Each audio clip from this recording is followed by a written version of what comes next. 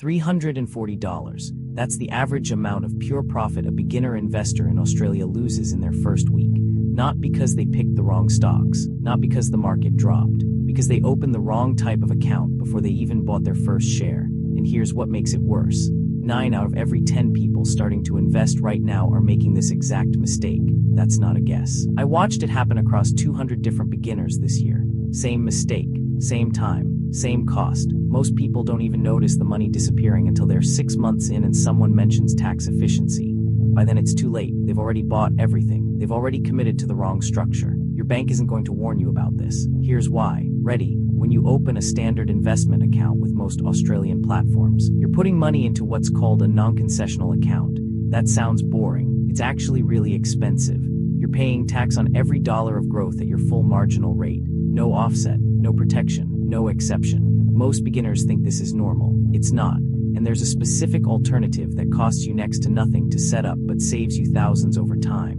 Let me show you the actual numbers. If you're earning $60,000 per year and you put $5,000 into a standard investment account, you're paying tax on all your gains at around 37%, including the Medicare levy. If that money grows at 7% per year over 10 years, you're handing over roughly $1,200 in tax that you didn't need to pay. But here's the thing. If you'd opened that same $5,000 in a concessional account, like a self-managed super fund or even just maximizing your super contribution, your tax rate on those exact same gains drops to 15%. That's the super tax rate. Same investment, same growth, different tax outcome. The difference between those two options, on that $5,000 investment growing at 7% per year over 10 years, you're looking at roughly $1,050 in tax you didn't need to pay.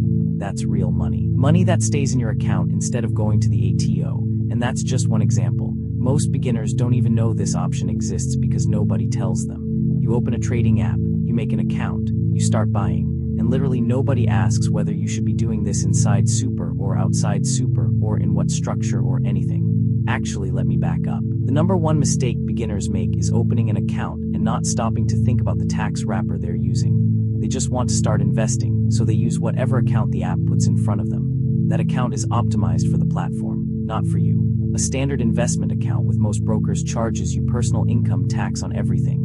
Every dividend, every capital gain, every bit of it. You're taxed annually on earnings whether you sell or not. That's called attribution. It happens whether you've touched the money or not. Now, if you're under 60 and earning between $45,000 and $180,000 per year, there's a completely legal option most people miss. You can contribute money to your superannuation as a concessional contribution. That money gets taxed at 15% when it grows inside super instead of 37% or whatever your rate is outside super. The catch, you can contribute up to $27,500 per financial year into super concessionally. If you exceed that, you pay extra tax. But for most beginners, you're nowhere near that limit anyway. Here's the worked example. Let's say you're 30 years old, you earn $70,000 per year, and you want to invest $200 per month. You're going to do this for 20 years until you're 50.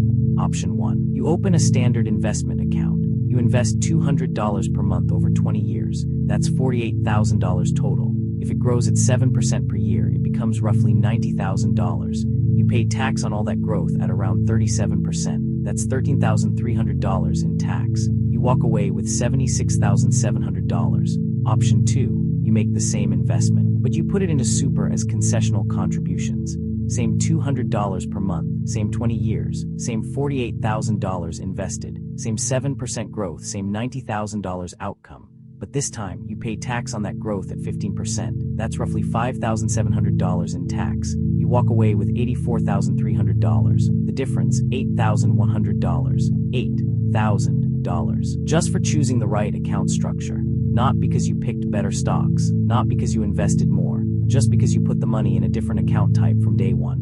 And here's what most beginners don't realize. You can split your investing. You don't have to choose one or the other. You can contribute $200 per month into super and still have a separate investment account outside super for things you want to access before you're 60. The tax treatment is different for both, but you're optimizing the tax on each one. Most people don't do this because they think it's complicated. It's not. It takes about 20 minutes. Here's exactly what you do. First, work out your annual contribution capacity to super. That's $27,500 per financial year. Check your super fund's website. Almost all of them now let you make personal contributions online. Add your employer contributions to your personal contributions. Make sure you're not going over the limit. If you're under that limit, contribute some or all of your monthly investment amount directly to your super as a concessional contribution. Your super fund receives it, it invests it, it grows at 15% tax instead of 37%. Done. For anything above that limit, or if you want access to the money before age 60. Open a standard investment account with a low-cost platform. ETFs are perfect for beginners. Put your remaining investment there.